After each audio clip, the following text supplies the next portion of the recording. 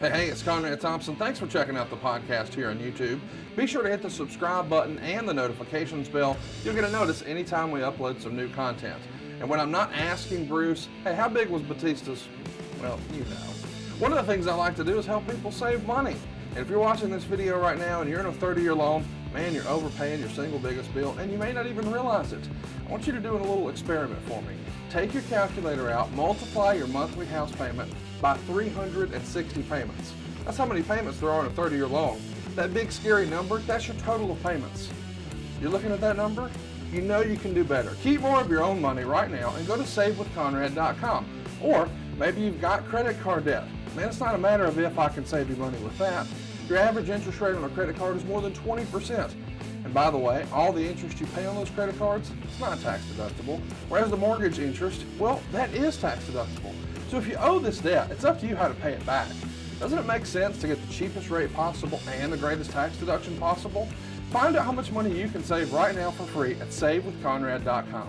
You don't need perfect credit. Even scores in the 500s can be approved, and it's no cost out of pocket.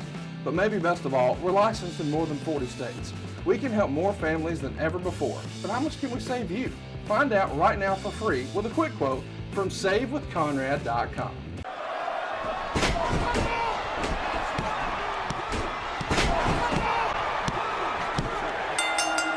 You are sitting ringside with David Penzer on Radio Influence.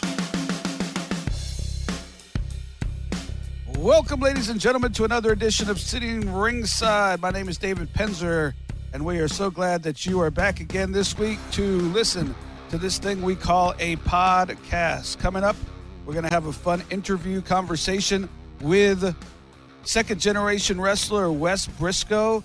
And I think Wes has a great sense of humor, and I think growing up Briscoe should make for some interesting stories. Plus, we'll talk about his career and his future plans. Guy's had a few bad breaks in his career, but he is a top talent and a nice guy. So looking forward to talking to Wes, and I think you'll enjoy it. As most people know, it was a big week for WWE as far as revenue goes. They got a huge offer that they've accepted from Fox, and not like Fox Sports 1, like the Fox network, for SmackDown. And in kind, USA Network has increased significantly the money that they are going to pay for Raw. So I think we're talking billions of dollars over 5 years. And I have opinions on this story, but I don't have a lot of facts. So I wanted to try something new, and I hope you enjoyed it, and bring on a top pro wrestling insider to sort of tell us the inside scoop and maybe talk about their interpretations of big stories like this one. So without further ado, and we thank him, he is on the road heading to North Minnesota for a holiday, but I thank him for his time. Longtime owner of Pro Wrestling Torch newsletter. Please welcome Wade Keller to Sitting Ringside. Ladies and gentlemen, if you wonder, is pro wrestling dead? Is the business dead? I'd say not. And what a big week for WWE. Wanted to bring on a top wrestling insider to talk about all the big news this week. So from Pro Wrestling Torch newsletter, please welcome the one and only Wade Keller. Wade, how are you?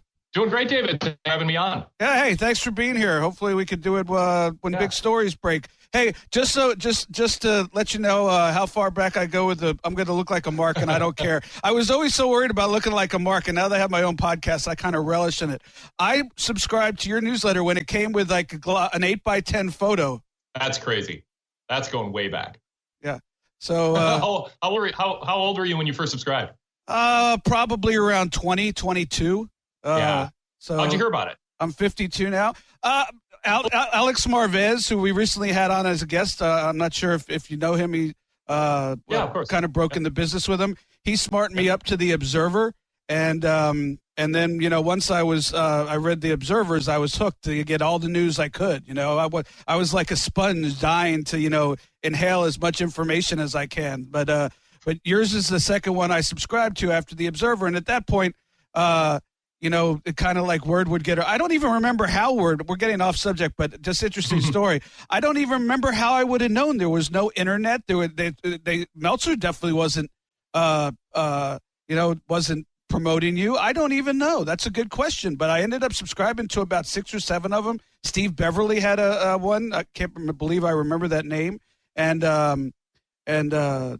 Dave Scherer but yeah, I remember. I don't remember what I had for dinner last night, but I remember that it came with a little color photo. I was never a photo guy.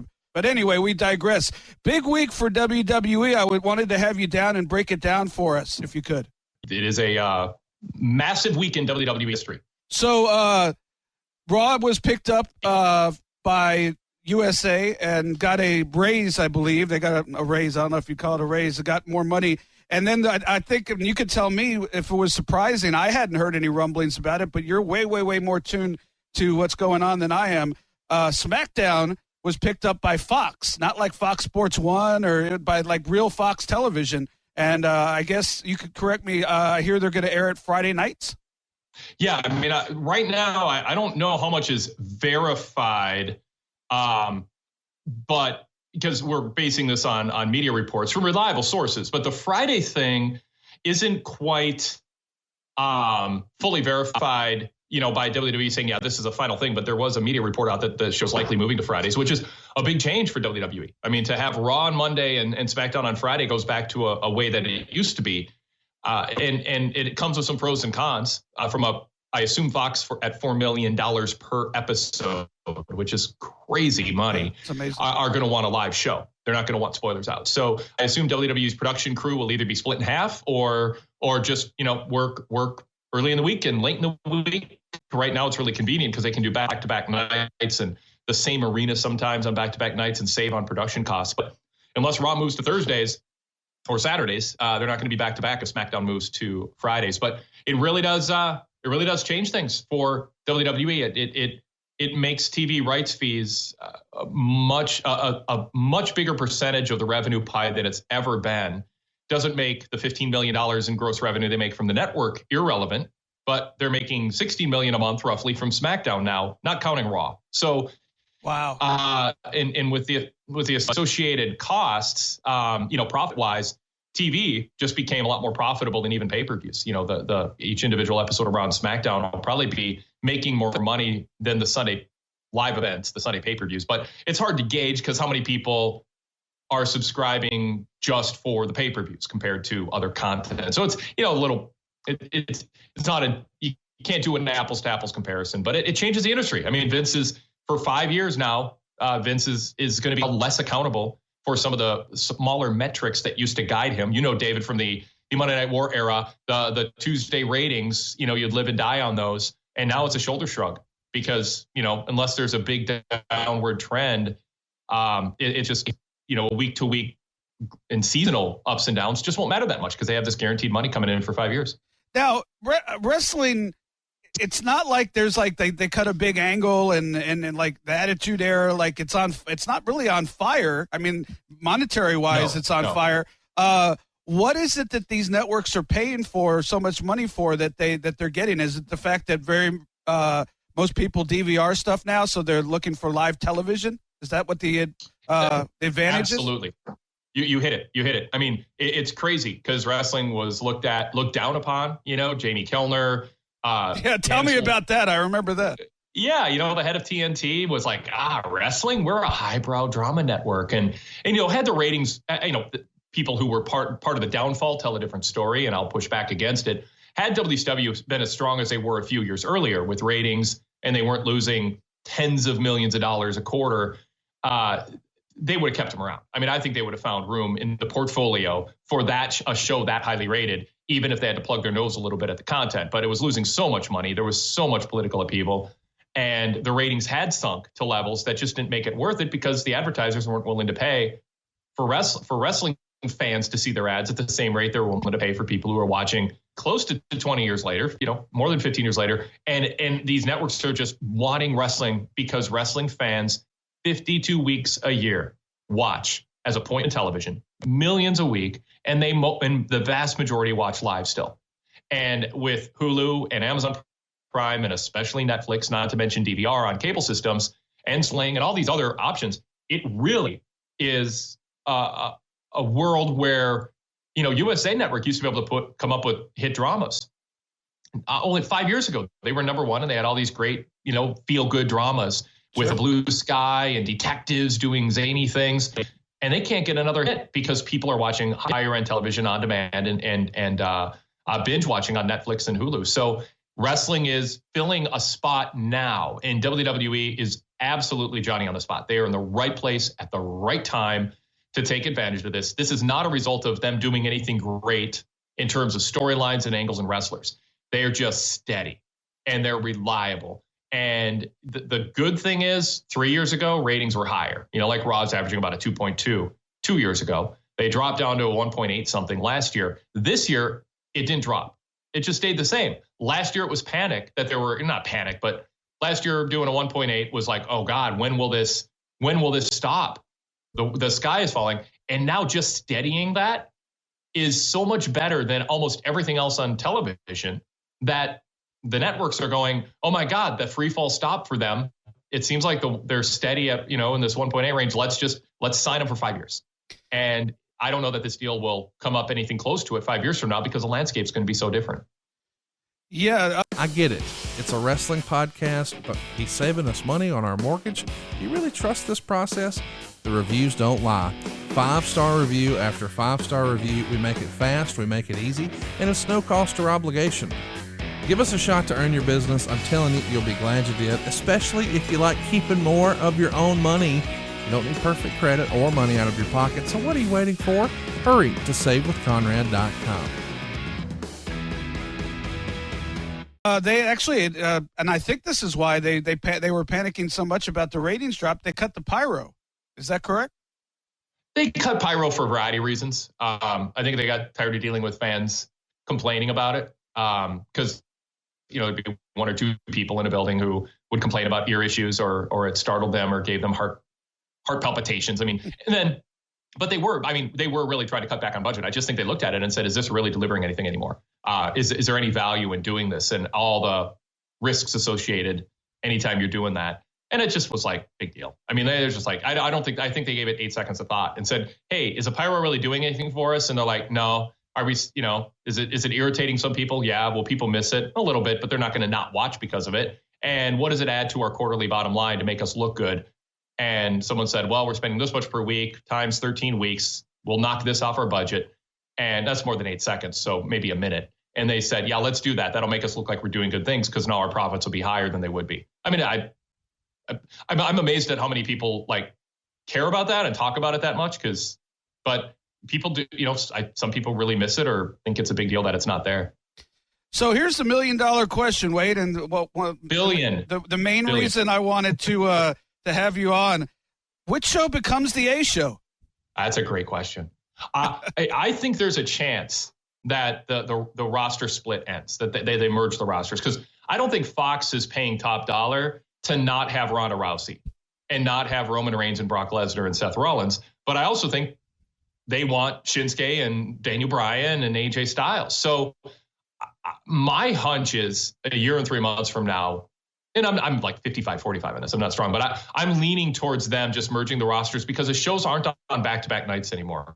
And because they're in different networks and very different times of the week, in all likelihood, they're going to reach a different audience. And so I think if they just are disciplined about not overexposing the top guys twice a week, that they might, especially now that pay-per-views are dual brand again, my hunch is the roster split goes away again. If it doesn't, then I think they're going to feel pressure, depending on what the final number is that NBC Universal's paying.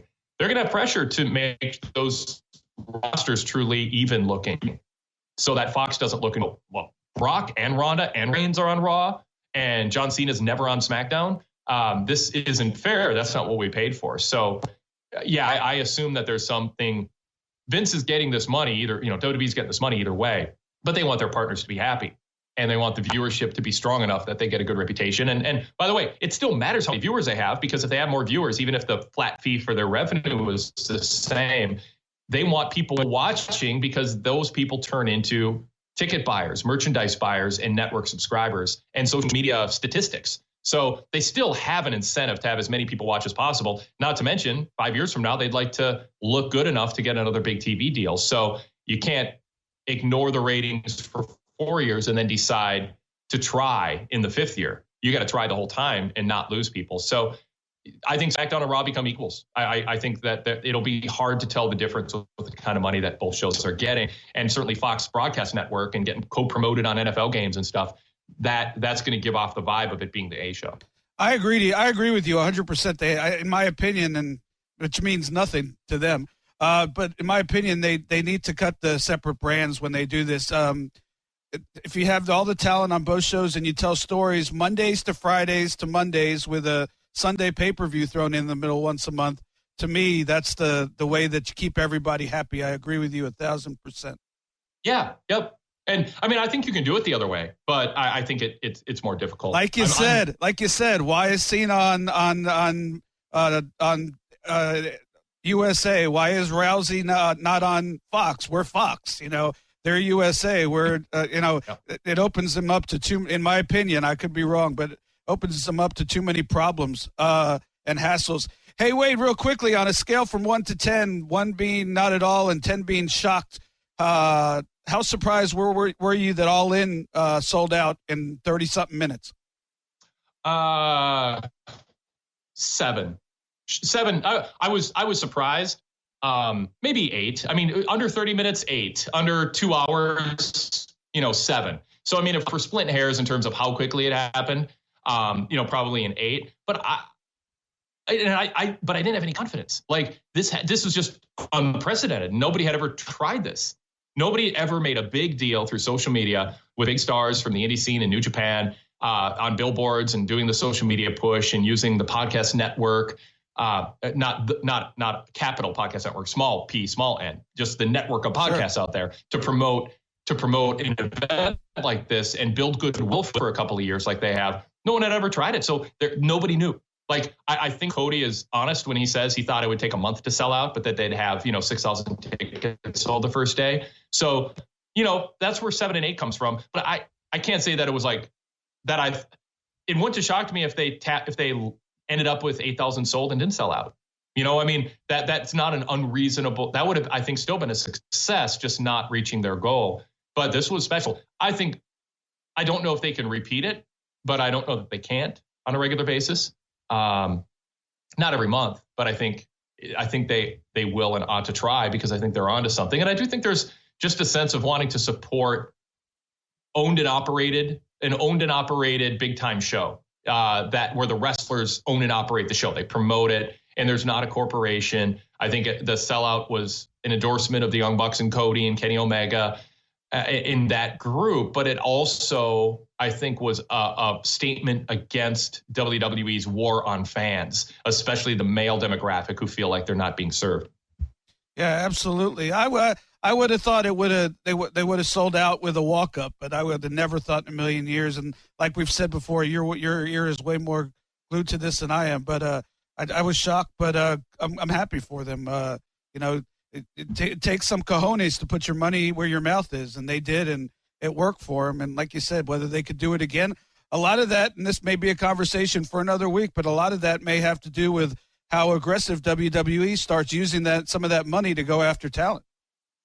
Yeah. I mean, I think with that money they could, and that's another aspect of the story, is do they get predatory? Does Vince McMahon do to other promotions what he complained Ted Turner was doing to him in the mid 90s? They're going to do what's best for stockholders. They're going to do what's best for business.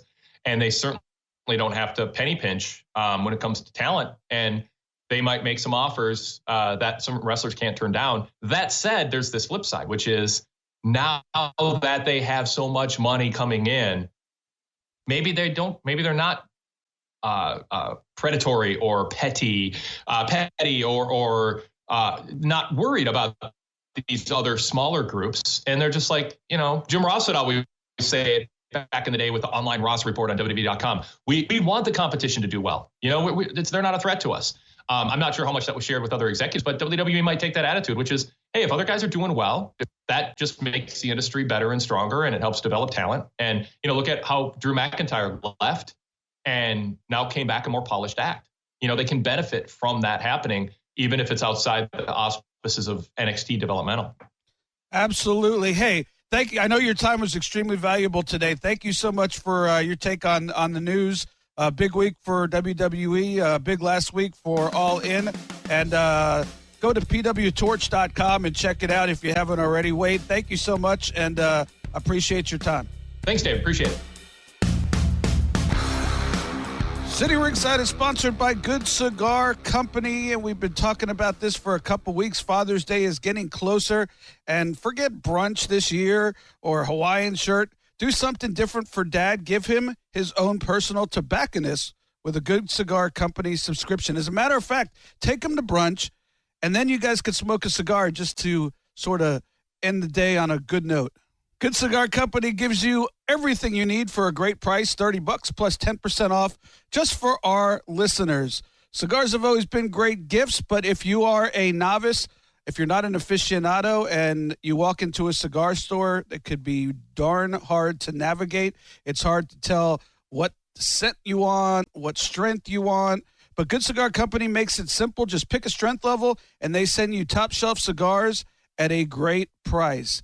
If you're not an aficionado, you may not have a cigar cutter handy. You may not have a humidor. Not everybody does. Cigar smoking requires all that equipment, but Good Cigar Company also makes that easy.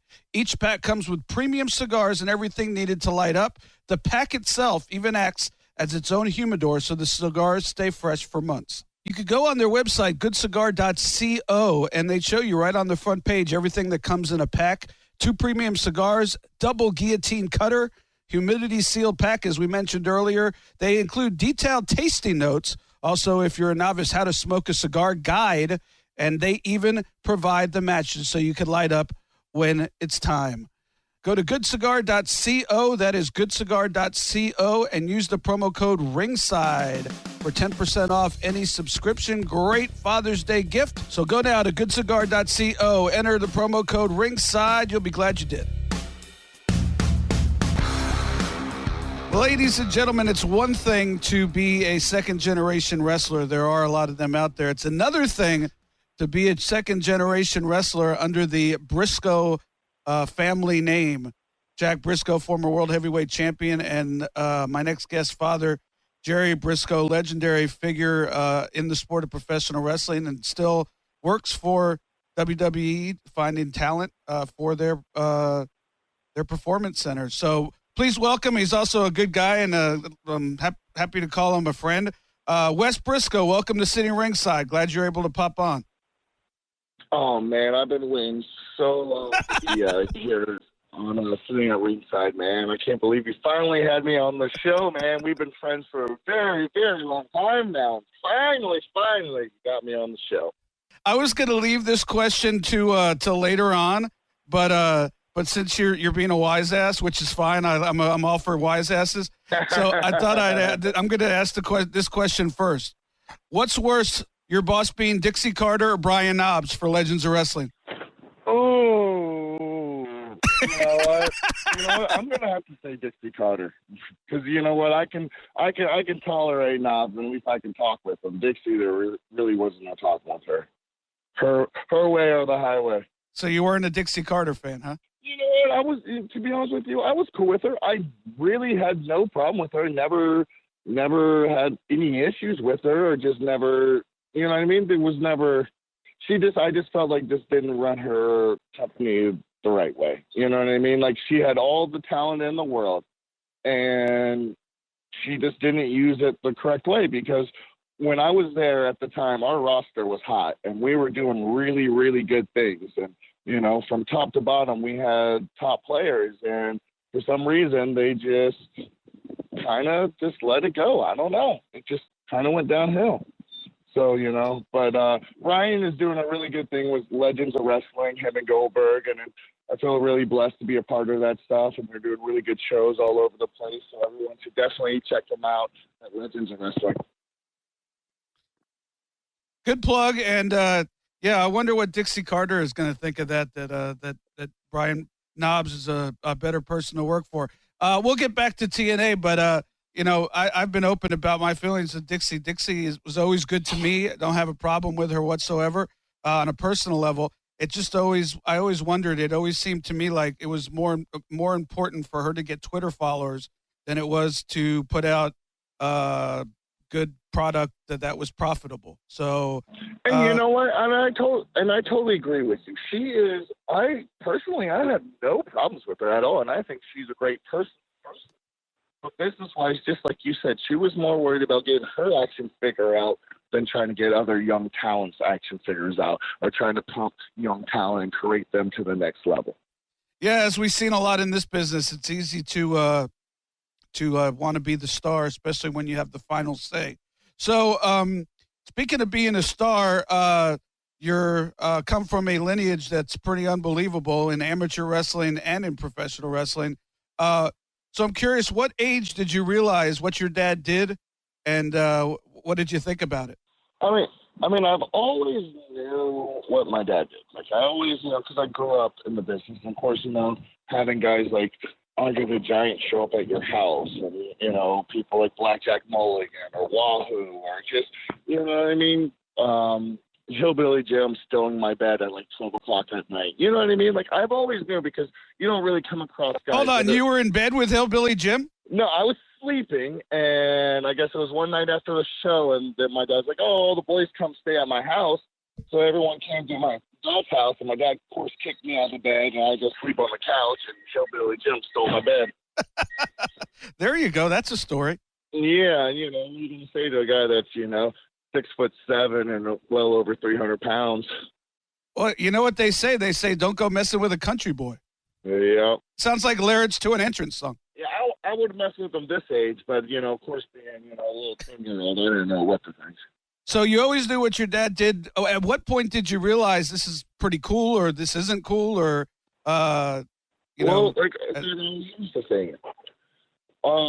Beginning, I, always knew about the NWA, and I always followed it. I knew he was, a stud. He was someone you didn't want to mess with. He was a shooter.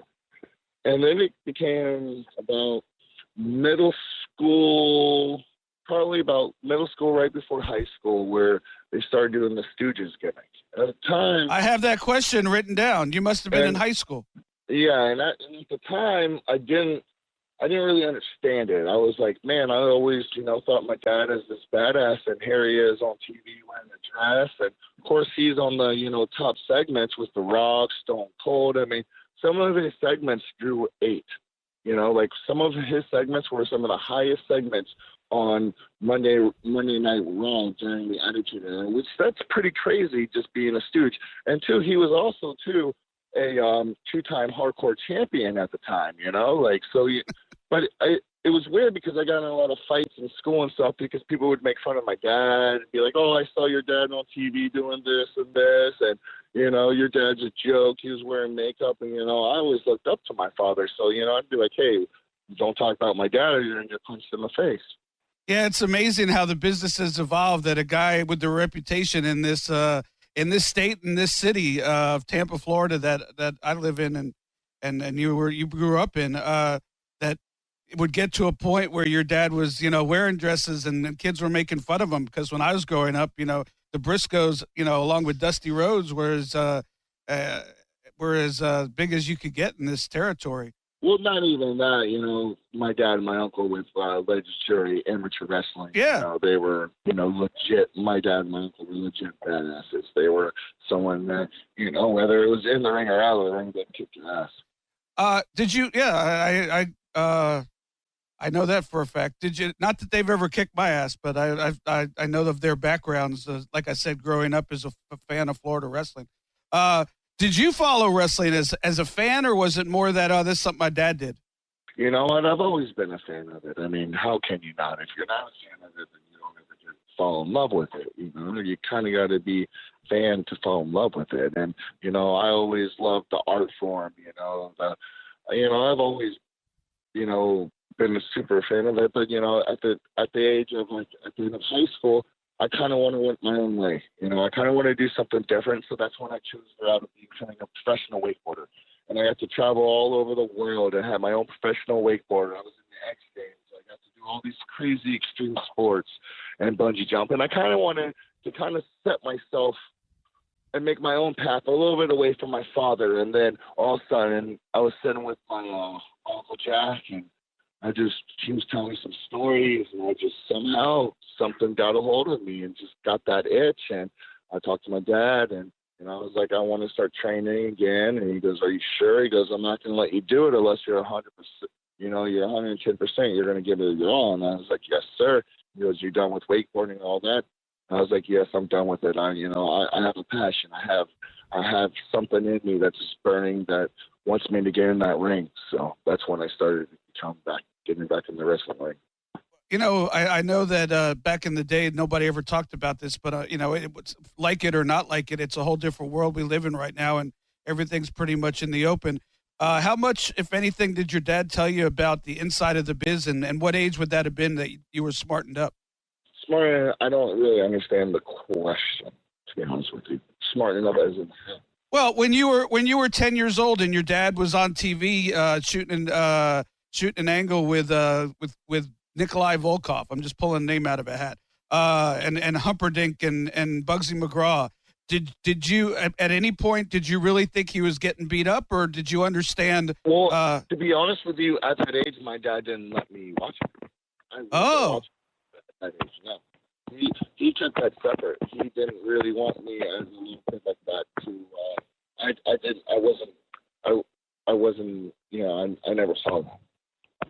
The only thing I saw, the only thing I got to see was the street part. To be honest with you, he kept everything else separate.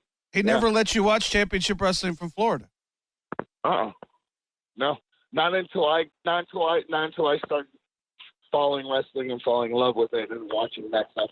I always knew my dad. Like I saw pictures, and of course I saw all the plaques, all the trophies, all the titles on the wall, all the great pictures in his office. Of course I saw all that stuff, but I never actually watched them. You know what I mean? I was a little kid, and of course my dad didn't let us watch it. He wasn't like, oh, you guys here, come watch me wrestle. It wasn't like that. Like kind of growing up, my mom didn't. We didn't. Just wasn't a part. That's interesting. You missed some good shit, by the way. So that's what made me fall in love with professional wrestling. So, let me ask you this: when your dad would come home with stitches in his head, or busted knee or whatever, and have to have surgery, to you it was just a legitimate. That's what my dad does. He gets his ass kicked and kicks ass. Yeah, that's pretty much. I mean, that's pretty much what it was. He never really. He tried to keep. He just kept it, separate. I just knew he came home and he was always beat up, and he would always sleep in a little bit, and I was always so happy when he woke up and would take me outside and play football with me or wrestle around with me. That's how I looked at my dad. Not as watching him on TV.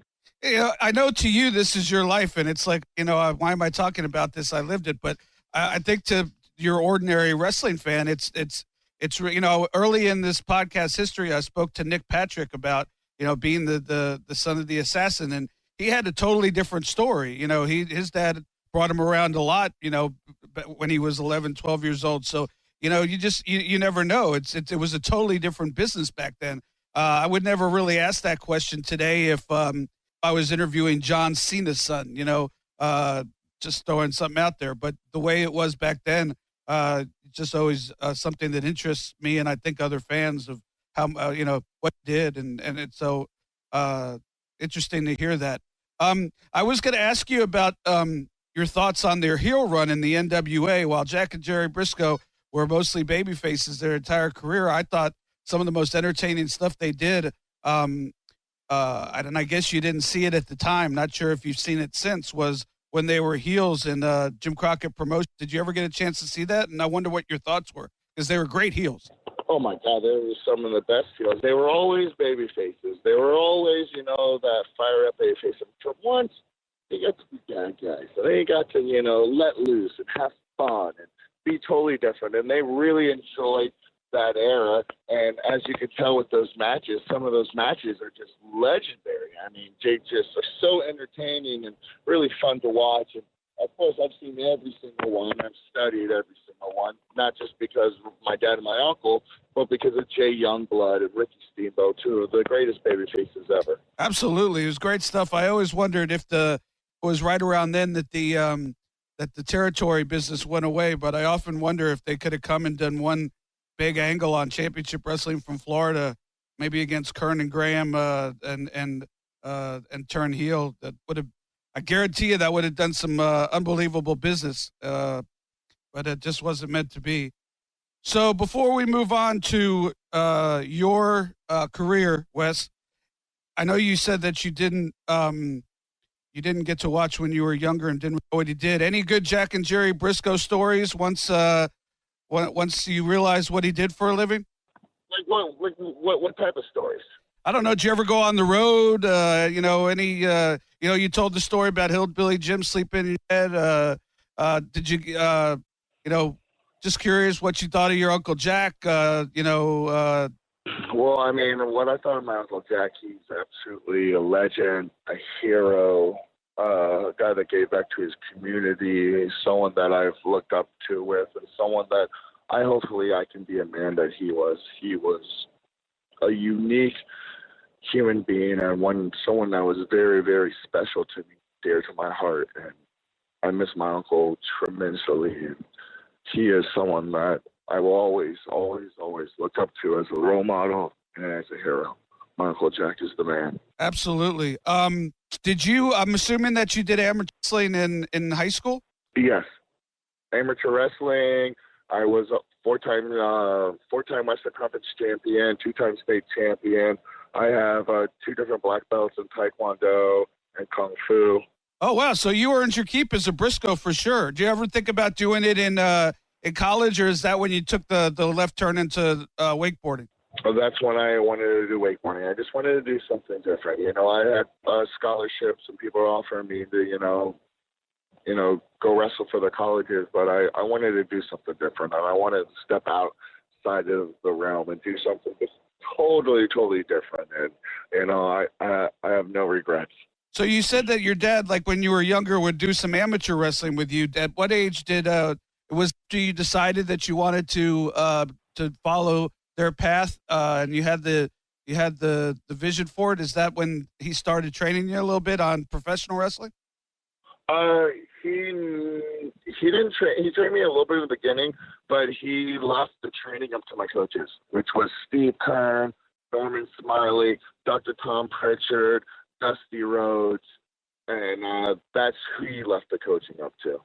He wanted the coaches to teach me. He never wanted to step on anyone's toes. He wanted me to learn. And then once I finally got to a level, then he finally taught me. The first time he got in the ring with me, I had Dusty Rhodes, Norman Smiley, Dr. Tom. They're all sitting next to around the ring. It was one day after FCW practice. Everyone's left. It's just me and my dad. And I'm kind of joking around like, oh, I get to wrestle my dad. And like he sees me joking. He punches me square in the nose, breaks my nose. I start bleeding. I look at him. I go, what's going on? He goes, you never make fun of our business. And I didn't know, I had, his heroes sitting next to the ring, Norman Smiley, Dr. Tom, Dusty Rhodes, Steve Kern, all guys that, looked up to my dad. And here I am kind of joking around. And then I looked at him and go, hey, you want me to clean the blood off? And he goes, no, we're going to go hour right now. Oh, my God. Now, that's a Briscoe story. When you say, give me what's a Briscoe story, that's a Briscoe story. Yeah, I wasn't really learning hurricanranas and doing all that stuff. I got punched in the face. That's 1 hour old school ways with my dad, It's a little bit different the way I was trained. How'd y'all explain that to your mother? I tripped? There was no explaining. I didn't say nothing. I said I bumped a toe. There you go. Have you and your dad? I'm assuming when you went 90 minutes, you did a little shooting. Would you have any chance, even to this day, of stretching your dad in a shoot? No, negative. So he was that good. I know he's that good, and but at 72 years old, he will break anybody's arm, choke anybody out. I'll bet money on it. That's kind of like why I like everything he puts on Facebook, even if I don't agree with it. No, he's a. I would love. That's why my room was always clean. So 2009, you go to FCW of all places. At that point, I'm guessing that you realized what a lineage you had, and especially in the state of Florida and the name Florida Championship Wrestling. What kind of pressure is there walking into that kind of situation where you're the son of Jerry Brisco walking into Florida Championship Wrestling and saying, yeah, I want to learn how to wrestle? I've never been more scared in my life. That's dead honest. I've bungee jumped over 670 feet, seen the ground 2 inches from my face. I've, been a professional wakeboarder. I've done all these crazy fights. I've done a lot of crazy stuff in my life. And the scariest day was when I walked into that FCW and saw all those guys and how hungry everybody was. And nobody cares what your last name is. Everyone's fighting for a spot. It was really scary and intimidating, but I handled it well. Yeah, just the fact that it was in Tampa, Florida. I don't know that it had been any different if it was in Dallas or Los Angeles, but I'm sure it couldn't have helped being in Tampa.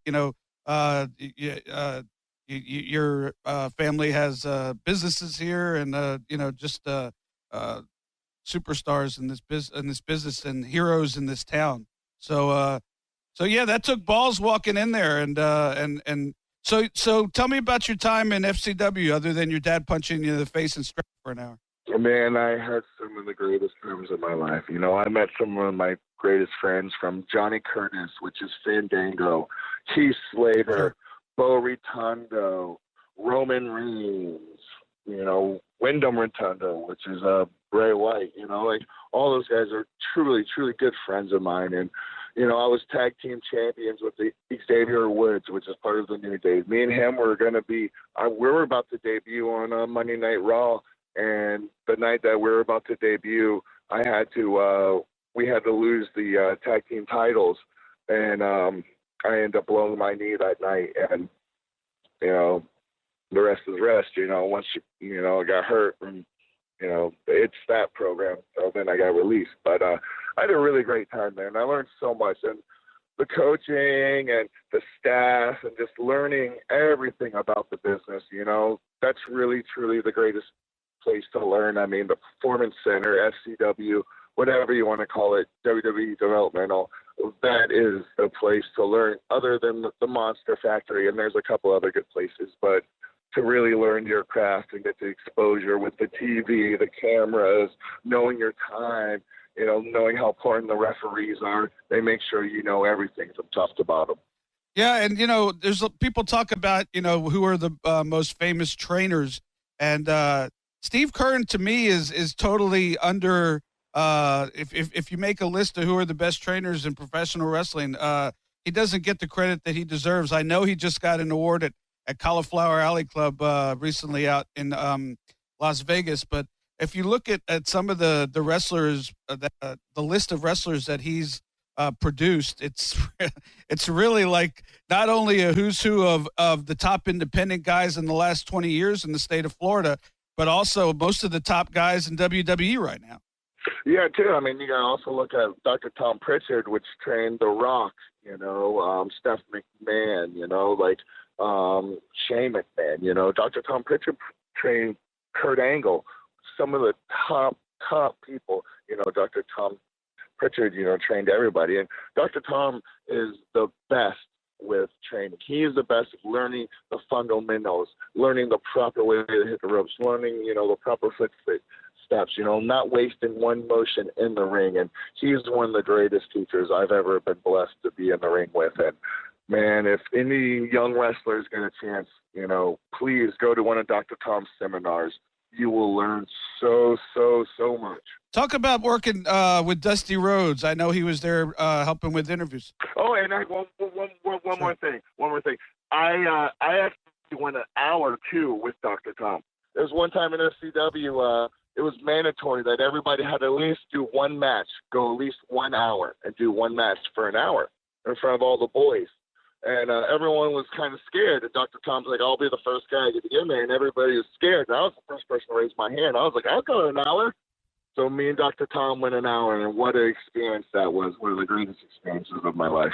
Wow. Not to put you on the spot, but what was the better match? Going an hour with your dad or an hour with Tom Pritchard? Tom Pritchard didn't stretch me, so I just say Tom Pritchard. There you go. Talk to me. I don't know how much you got to work with Dusty Rhodes. Almost every person that we interview on this show, whether they work with Dusty in the business or they work with Dusty in WWE, has talks about how amazing it was to work with Dusty Rhodes. And I don't know how much you were around Dusty when you grew up, because you said your dad kept you away from the business. But tell me about to working with him in developmental. I got to work with Dusty every single day. I was blessed to be able to sit next to him and get to talk with him and get to pick his brain. And I mean, I've always known Dusty just because, in Florida, he grew up in Tampa, but he had his house in Tampa. And of course, having his house in Tampa, they would always come over. We'd go over to his house. So we were always really, really, really, really close. But just being able to have the opportunity to sit next to Dusty and have him help me come up with promos and see how to be creative and be different and be unique and not fit in that normal bubble of being a professional wrestler. And he has one of the greatest minds of developing characters that I've ever been around. I mean, he is just one of those, few special ones. It's amazing. I got to tell you, there's only 24 hours in a day and maybe 8 to 10, 12 hours in a work day. I don't know how he did it, but somehow Dusty Rhodes got to spend meaningful time almost every day with so many of the guys and gals that we've spoken to on this podcast, and verbatim.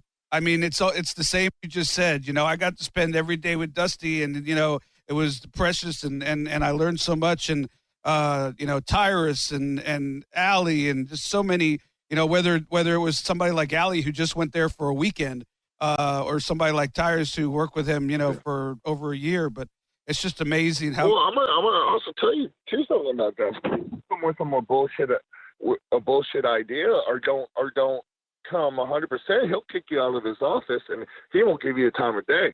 I'll tell you that right now. Really? If you do not believe in what you were telling him and believed in what you were pitching, or or just half-assing that, he would kick you out. You had to be 100% willing, believing in what you're pitching to him, or he wouldn't give you the time of day, because if you don't believe it, why would he believe it? So he was also pretty hard on you. There's been times that he's kicked me out of the ring and said that promo was garbage. Wes, what are you doing? Why are you even here? But he also did that to push me, to make me work harder. Yeah. So he wasn't no easy person to please. I'll tell you that much. Well, looking back and hearing so many different people talk about him like they did and like you do, maybe one of the reasons is because he was honest and refreshingly so. Because this is a business where so many people tell you what they think you want to hear, or don't bother or don't bother. They don't have the time to give you the critique. They just move on to the next person. So that's refreshing in the business. So you're injured, unfortunately got released right before your debut. You go to Puerto Rico. How was your time in Puerto Rico? And I asked, you've never been a guest in Puerto Rico more importantly, did you get paid? Because my check bounced. I got paid. I love Carlos. Carlos always took care of me. And I love Carlos. He always made sure I had everything I needed. And, one time, a little story, I should probably be telling this one, but I'll tell it anyways. I'm old, so it don't matter anyways. It was right before I'm about to debut on TNA and do the gut check. And at the time, I started living in Puerto Rico, wrestling for Carlos. And I was, talking to this nice little beautiful Puerto Rican girl, and next thing I know, I get punched in the face and I get my tooth knocked out. And I'm like, oh my God, I'm about to, I end up having to fight my way out of the bar, which, of course, I hold my own, I ain't scared of a little bar fight. But end up, I'm like, oh my God, what am I going to do? I'm missing a tooth. I'm about to debut on Gut Check. I can't be on TV looking like that. But thank God, Carlos is the man on the island, and he got me a dentist right away, and, we put that tooth right back on in there. And I was smiling beautiful as ever. There you go. It's amazing how many stories that you're telling have the part in them that says, and I got punched in the face. Oh. It seems to be a recurring theme. Yeah, I ain't scared to get punched in the face. It won't be the first time. It probably won't be the last, but I don't go down. I keep fighting. Yeah. I'll tell you that much right now. It won't be by me. I can promise you that. There ain't enough vodka in all of Tampa. It would never even come to that because we're too good of friends. We would never do that. We're brothers. The funny thing is I love the colognes too. I love Carlos and Eddie and Carlito and that's why that's one of the reasons why they've been able to get people to stay and get, that's great that you got paid. But for some reason, all the heat goes on Jovica. And even though Carlos is co-owner of the company, and Carlos he's such a nice guy and such a charisma that you don't blame him. You blame Jovica, and Carlos, everybody it loves him, and it's amazing. But yeah. Well, Carlito, Primo, all those. They're all my boys. I love Carlos Colon, and I love everyone everywhere about that. I know sometimes, stuff happens, but you know what? He was good to me. And I got nothing but good things to say about him, and I got Carlos's back. Hey, here's the thing about it, and I've told this story before, but just so you understand, I wouldn't have cared if the check bounced. The problem is when I got back to Tampa, everybody told me when I was leaving Puerto Rico, everybody said as soon as you land, go to a check cashing place, and if you can cash that check, make sure that they cash it because there probably won't be any money the next day or the day after that. So I landed in Tampa, went to a check cashing place, cashed the check, and I was like, all right, cool. 2 days later, they called me and the check bounced. So I would have been cool if the check just bounced. They flew me over there and I had a vacation in Puerto Rico. That would have been cool. But the fact it cost me $500 plus service fees, that's the part that always gets me. But, life's short, so it is what it is. Well, it's kind of your fault. First rule of wrestling, you don't take checks, man. You always take cash. That's why everybody told me to go to the check cash.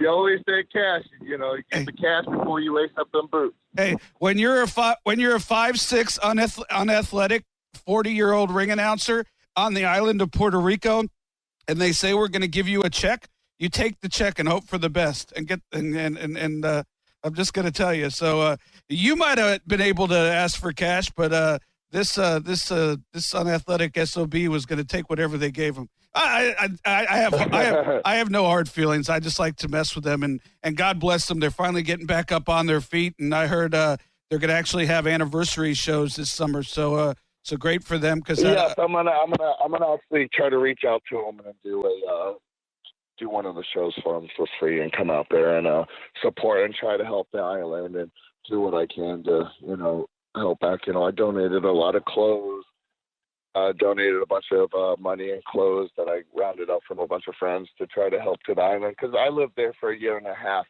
And not only did I meet a lot of wrestling people there, I also met a lot of surfers and a lot of people that became close friends that were not just in the wrestling business, that were just, normal people. So I try to help back as much as I can. I love Puerto Rico. Puerto Rico is a great place. Beautiful people, beautiful food, great waves, and just an awesome place to be. I agree. And your family taught you well. That was a cool thing to do for them and cool to offer to go over there. I'm sure they'd love to have you for the anniversary shows. So 2012, you go to TNA. You did the gut check thing, and eventually they teamed you with Garrett Bischoff. And I have to say, the only job with more pressure than being a Brisco is probably being Eric Bischoff's son. So they put you two together as a tag team. Did you guys take that as a challenge? Like Eric Bischoff's son and Jerry Briscoe's son, we got something to prove? Well, at that point, I really didn't think I really had too much to prove myself because I was in FCW for so long and I've already wrestled some of the greatest people like Sheamus and Wade Barrett and you know what I mean? My confidence was pretty high. I wasn't he was a little bit more worried than I was. Yeah, I kind of meant it that way. you know what I mean? Like, he wasn't WWE developmental, so he didn't have the experience. And, you know, I was already in WWE developmental, and then, of course, I was in Puerto Rico. You know, I'm doing matches every single day. You know, I've already wrestled some of the top guys, and most of the guys I've mentioned have been WWE former world champions. So at the time, I was pretty confident in me. I always like, so, you know, I love tagging with Garrett. You know, Garrett's a great dude, and he's one of my good friends. But I was pretty, like, I was ready to kick some ass. Yeah. Just so you know, I kind of meant it like that, like as a mentor. You know, did you take it as a challenge to guide him through? Because, you know, like I said, you know, being Eric Bischoff's son has to be, you know, has to come with a lot of pressure. You know, maybe as much pressure as being anyone's son has since Bill Watts back in the days when Eric was wrestling. Yeah, I would say it's probably even more pressure. And, you know, I never had to really take him under my wing because he excelled and he did really well. I was more a brother to him. You know what I mean? I wasn't no mentor. We were brothers. We were just brothers. And, you know, I would help him out and he would help me out with stuff. So we had each other's back, and it was never nothing like a mentorship. We were just brothers and good friends. And I'm sure he would say the same thing. You know, he's one of my brothers. Sure, absolutely. So you find your way in Aces and Eights, which I thought was a pretty cool angle. I was done with the company by then. I believe our paths just crossed at the time. It was right when I believe the first couple of days I was there, you were there. Yeah, I think so. I was just there, like, not doing anything, just introducing myself. Sure. I remember that, actually, now that you bring it up. So what were your memories of Aces and Eights? It was a pretty cool angle for its time, and how fun was it, you know, sort of getting to live, albeit, you know, just as a TV product, but still to be able to live that gang mentality as a character. Man, I loved it. And every person that was in the Aces and Eights, we all became really, really close friends. We all became brothers, and that's why when you looked at it and you watched it, it was believable because we were really friends. We really hung out. We really actually went out and drank together. We actually, you know, partied together. We were all really, really tight, and you could see that, and that's the reason why it always came off so real and so edgy and, like, good-looking because, you know, we all meant it and we all gave it 110% because we're like, man, this is really hot. This is a new idea. This is something that's going to really get over. And at the time, boy, it got hot. I'm not going to lie. Like, people were digging it. Yeah, I mean, I think it's you know, people talk about the Hart, you know, Broken Matt and the Hardy deal. I think it's similar, not exactly the same for sure, but similar to, you know, Aces and Eights, you know, is a totally out there angle. And something that hadn't been done before, and, you know, like, really, like, you know, living, almost sounds like you were living that gang mentality, you know, of hanging together and partying together, and I really liked the angle. I always did. Again, you know, with angles like that, like, you know, the NWO and there's so many things where you don't know. It's kind of hard to figure out how to end it. So it kind of petered out a little bit, but at its height, I thought it was awesome. And well, I mean, they could have done a lot more with it. They could, you know, like, there were ideas where it's going to turn maybe where, you know, I turn babyface and maybe I start my own, you know, group. And, like, there was a lot of different routes we could have done with it. And the reason why it got the can, and I'll be straight up honest with you, is because they hired all new writers, all new management, and none of the new writers and none of the new management wanted any old stuff that was done that they didn't come up with. So anything that they didn't come up with got it. So that's why you saw all that stuff just all of a sudden just come to the end out of nowhere.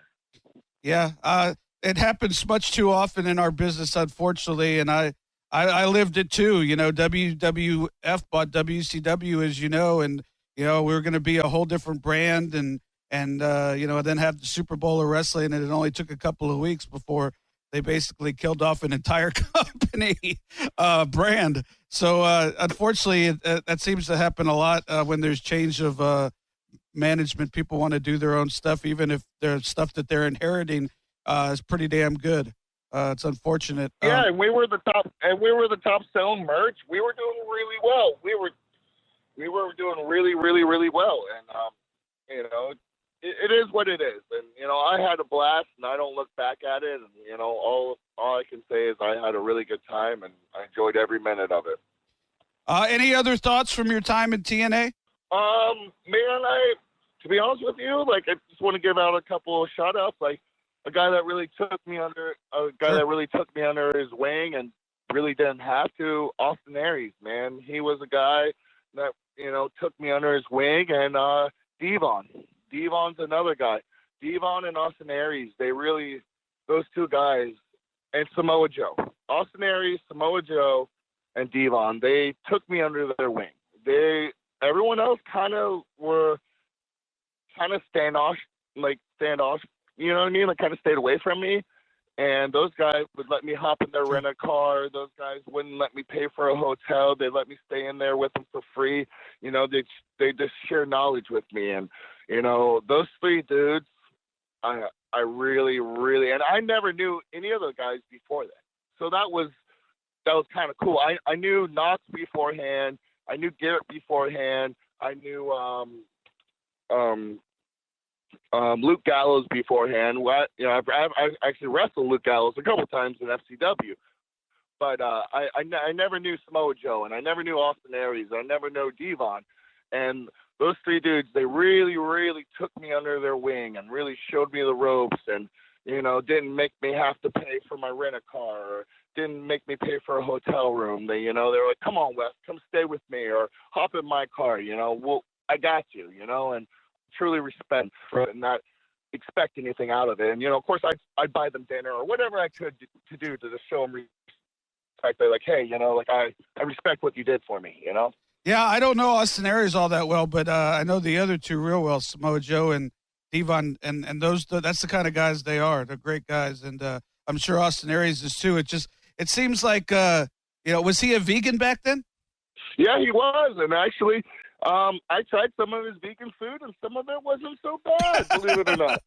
He never forced it on me, and to be honest with you, he's not the vegan that forces anything on you. I would start sitting next to him and eat a steak. He wouldn't care.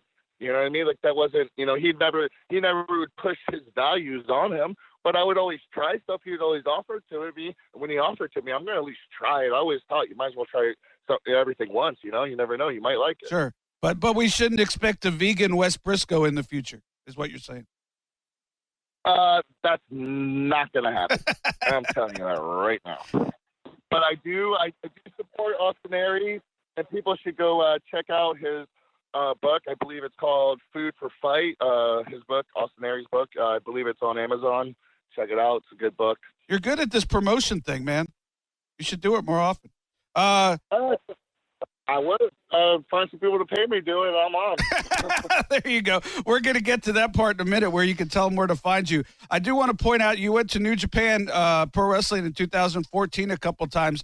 Seems like, I've seen you wrestle, and we've talked about how good of a wrestler that I think you are, and you are, quite frankly. New Japan seems like a perfect fit, style-wise. How come it didn't work out long-term? I had some other things going on, and I'm hopefully going to be back there soon. So everything's good. I can't wait to be back there. So we're trying to work on dates right now. Oh, good. That was my next question. So you answered it. Good luck with that, man. I think that would really, be something that you would fit right along with. So before we talk about, how people can follow you and, any other future plans other than New Japan Pro Wrestling, which we just found out, I'm curious, your parents, on a scale of 1 to 100, 1 being no problem and 100 being furious, how do your parents react to all your tattoos? 100. Dad too, huh? Yeah. Oh my God, my dad's the worst. I can't even take off my shirt in front of him. Did that have any bearing? Because I know how much you respected your dad. Did that have any? I mean, did you think about that when you were getting them, and you were just like, I'm just doing my own thing? And yeah, but I did, but at the time, I'm out of the house. I'm a grown man. I waited till I was 24 years old, so I pretty much, was on my own. So I believe that I was able to get one, and he hates it, but I'm a grown man and I can make my own decisions. Yes, you are. Hey, and I know you're talking about New Japan Pro Wrestling. I know you've had a lot of hits and misses and bad luck situations. Any wishes to end up in WWE down the road? Of course, why not? Why would you not want to be at the WrestleMania? Like WrestleMania is the Super Bowl of wrestling, and if you don't want to be at the top of your level and at the top of the show, what's the point of lacing up your boots? I've actually been talking with ROH, a couple companies from Europe, MLW. Right now, I'm the TV champ of Great North Wrestling in Canada and Montreal, Quebec. I've been also wrestling for UCW TV, which we just started getting TV. There's a couple other things that I'm in the works with. So, I'm staying busy, and there's a bunch of opportunities. And I'm just recovering from a knee surgery. I ripped my patella tendon completely in half about 8 months ago, and now I'm 100%. I kind of kept that under the radar. To be honest with you, you're the first person I've ever told. You're the first person that's ever heard that. That's the reason why I was kind of set out for a year, because I just wanted to heal up and, make sure I come back 110%. And, I don't ever want anybody to feel sorry for me. I'm not going to do no GoFundMe account. I'm going to be a man. I'm going to, buckle down and do what I got to do to get back in the ring and get my knee stronger. And right now I'm 110%. And, we got the bunch of good stuff coming up and the show in Minnesota. I got a bunch of I'm blessed to be booked right now, a bunch. And, any other companies that want to book me, feel free to hit me up. How did they hit you up? Well, you can find me at bookwesbrisco at AOL.com. I'm not on Facebook too much, but book Wes Briscoe at Facebook.com. You can also get me on Twitter, Wes Briscoe. I'm the blue fly check. You can hit your boy up. I'm also available at Wes Briscoe 19 on Instagram. Yeah, how'd you get that check? I've been trying to get that blue verified check. How'd you have to do? What'd you have to do to get that? Well, I don't know. I guess you kind of gotta, work hard and I don't know. I just kind of got, I guess, blessed with it. All right. Hey, I know you've had a couple bad breaks in the last few years, but you're a class act, and look forward to seeing a great future. So best of luck. Thank you for joining us and for the podcast, City Ringside, and we'll follow your career and maybe have you back down the road. Man, you better have me back, or I'm definitely going to slam you.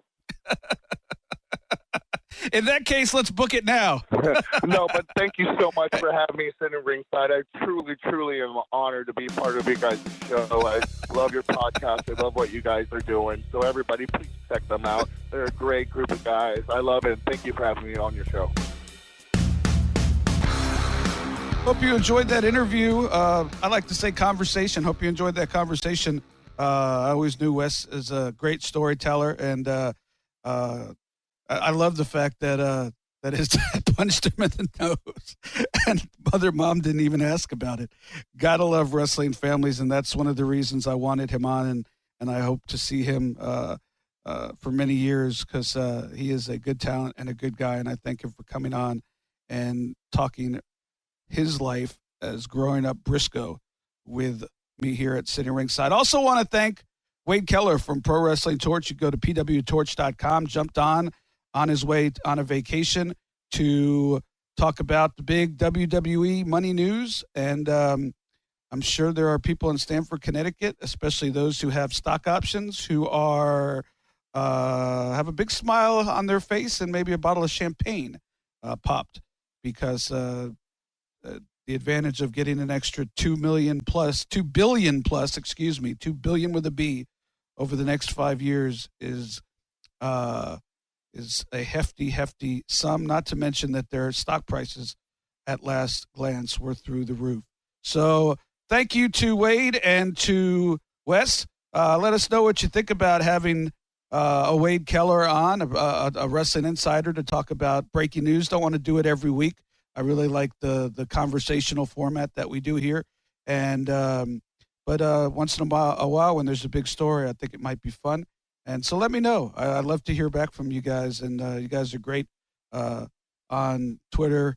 Got a lot of nice shout outs on the David Arquette interview. People really dug that. So I'm glad that people are replying on Twitter and letting us know what they think. If you want to hit me up on Twitter or you just want to follow me, it's at David Penzer, all one word. The show is at Penzer Ringside, all one word. And if you don't have social media but you want to touch base, you can go to David Penzer at radioinfluence.com. David Penzer, all one word, at radioinfluence.com. Folks, I am so humbled that you tune in and listen each and every week. And if you enjoy what we're doing, be sure to like, subscribe, tell a friend, put out a mailer in your community. No, I'm kidding. But thanks for supporting us and help spread the word. We appreciate it. We look forward to coming back next week. We got a lot of big guests that we're in the process of lining up throughout the summer. So stay tuned, as they say. And until next week, my name is David Penzer. I'm still sitting ringside. Thank you so much for listening. Have a good one. Follow David Penzer on Twitter at David Penzer. Also, make sure to follow the show on Twitter at Penzer Ringside. You've been sitting ringside with David Penzer on Radio Influence. Hey, it's Conrad Thompson. Thanks for checking out the podcast here on YouTube. Be sure to hit the subscribe button and the notifications bell so you get a notice anytime we upload some new content. And go save yourself some money right now. If you're in a 30-year loan or you have credit card debt, it's not a matter of if I can save you money. It's a matter of how much. Find out right now for free at SaveWithConrad.com.